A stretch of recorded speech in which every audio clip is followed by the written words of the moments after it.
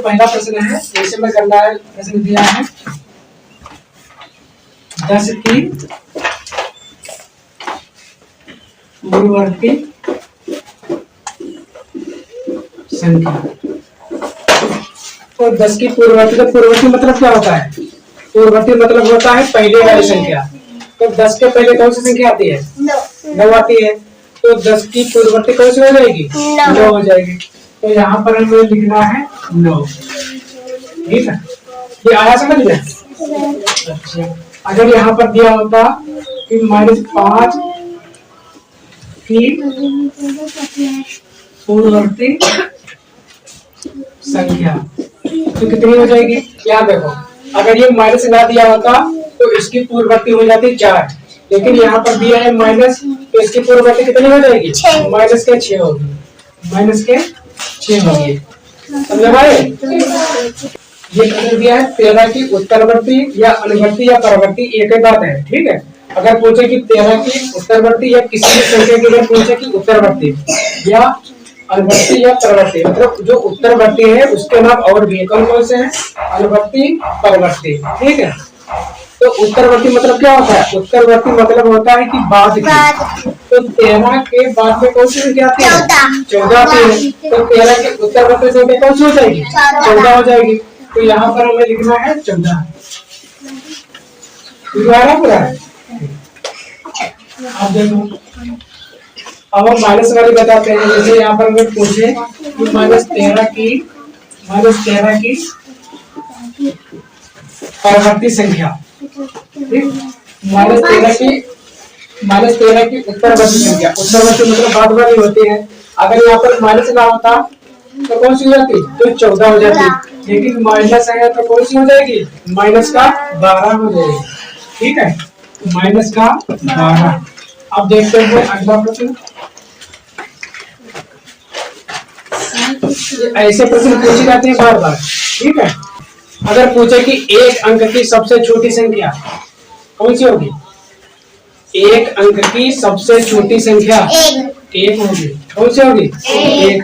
ना लिखे तो इसे याद करो। एक अंक अगर पूछे कि सबसे छोटी संख्या तो हो जाएगी 1। अगर पूछे कि एक अंक की सबसे बड़ी संख्या कौन सी होगी? एक अंक की सबसे छोटी संख्या होती है 1, और एक अंक की सबसे बड़ी संख्या कौन सी होती है? 9 होती है। और 2 अंकों की सबसे छोटी संख्या कौन सी होती है? 10 होगी। और 2 अंकों की सबसे बड़ी संख्या कौन सी होगी? 99 होगी। पूछे कि एक अंक की सबसे छोटी संख्या तो कितनी हो जाएगी? होगी 1। ठीक है, अगर पूछे कि 2 अंकों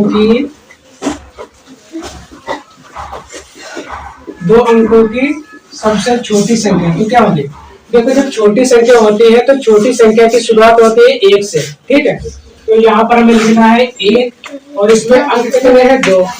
तो 1 तो लिखा है, फिर 2 से 1 कम करो, कितना बचा?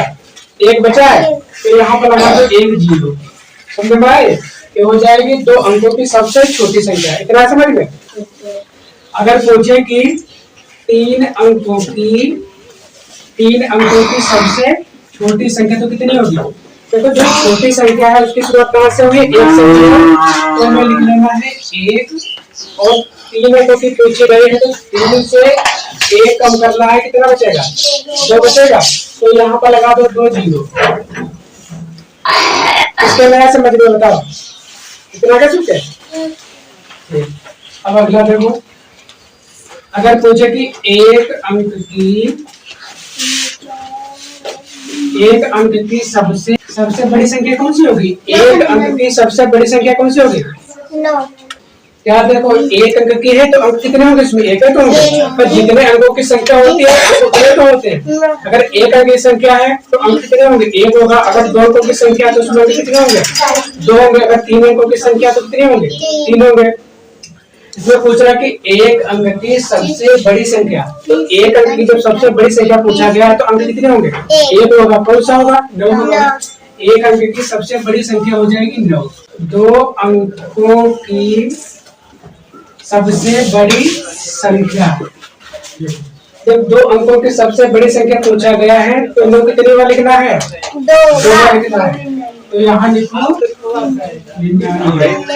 अगर कहते हैं कि 3 अंकों की सबसे बड़ी संख्या तो कितनी बार नो लिखना है? 3 बार। जब बड़ी पूछी जाए तो जितने अंकों की संख्या पूछी जाए बड़ी उतनी बार हमें नो लिख देना है। तो यहाँ पर पूछा गया कि 3 अंकों की सबसे बड़ी संख्या तो हो जाएगी 999। कितना समझ में? तो प्रश्न दिया है 4963 में प्रत्येक अंकों का स्थानीय मान ज्ञात कीजिए। ठीक, यहाँ देखो क्या लिखा है, यहाँ लिखा प्रत्येक। प्रत्येक मतलब क्या होता है? प्रत्येक मतलब होता है कि सभी का, जितने इसमें अंक दिए हैं उन सभी का मैं निकालना है। ठीक, अगर पेपर में पूछ रहा है कि सभी का निकालो तो सभी का निकालना है। अगर एक का पूछे तो एक का निकालना है। तो अभी बता देंगे कैसे निकालना है।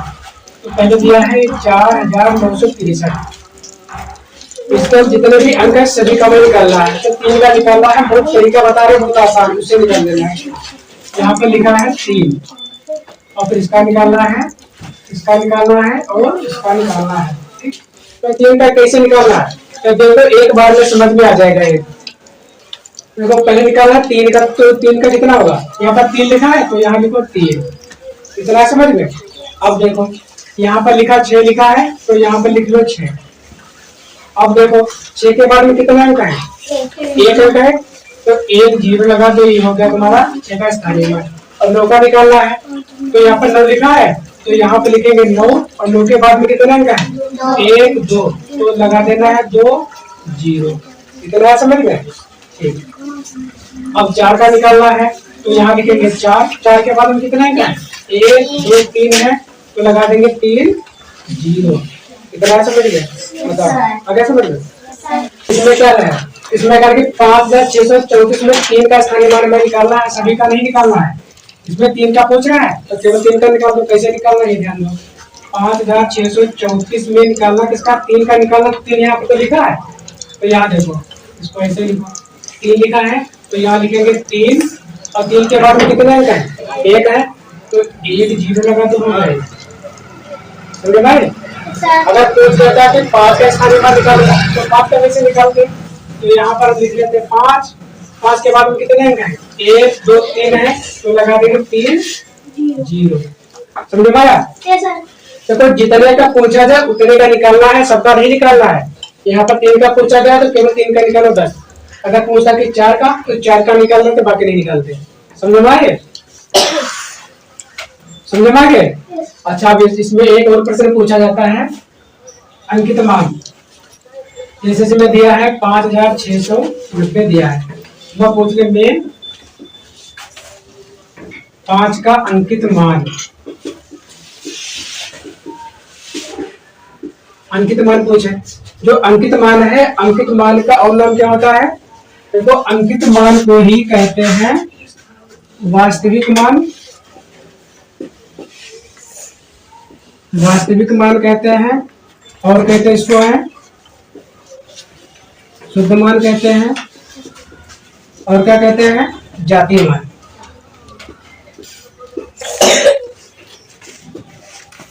समझे भाई? तो ये वाला जो दिया है जातीय मान या अंकित मान या वास्तविक मान या शुद्ध मान, तो क्या है ये इससे भी सरल है। इसमें क्या निकालना है? इसमें निकालना है अंकित मान, जातीय मान और वास्तविक मान। तो देखो बहुत सरल है ये वाला। ये दिया है 5690 दिया है, इसमें किसका निकालना है? 5 का निकालना है। तो 5 का तो जितने का पूछा जाता है उसका अंकित मान वही हो जाता है। कितना होगा?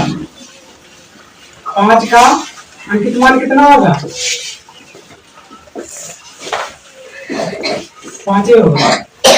देखो अंकित मान याद रखो, अंकित मान बहुत सरल है, जितने का पूछा जाए वही लिख दो बस। यहाँ पर अगर 6 दिया है, अगर पूछे कि 6 का अंकित मान तो कितना होगा? 6 हो जाएगा। अगर पूछे कि 9 का अंकित मान 9, अगर 0 का पूछे तो 0।